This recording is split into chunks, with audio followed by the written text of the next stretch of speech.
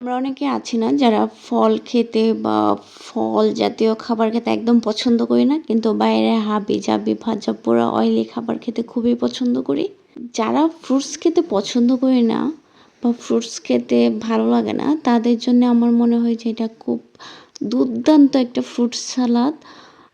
যারা স্পাইসেস খেতে পছন্দ করে তারা একটু বেশি করে কাঁচামরিচ অ্যাড করতে পারে।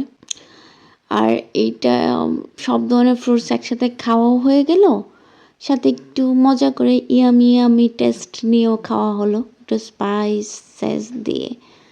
তো এইভাবে ফ্রুট সালাডটা করে নিলে দেখা যায় সব ধরনের ফ্রুটস একসাথে খাওয়া হয়।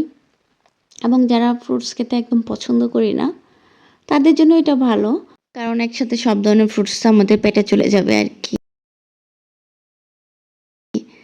আমি একটু ধনেপাতা, একটু কাঁচামরিচ আর হালকা একটু লবণ দিয়ে ফ্রুট সালাডটা করে নিয়েছি।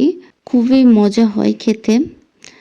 শুধু আমি খাই নাই, আমার অফিসের অনেকেই খাওয়ানো হয়েছে। সবাই দেখলাম খুব পছন্দ করেছে।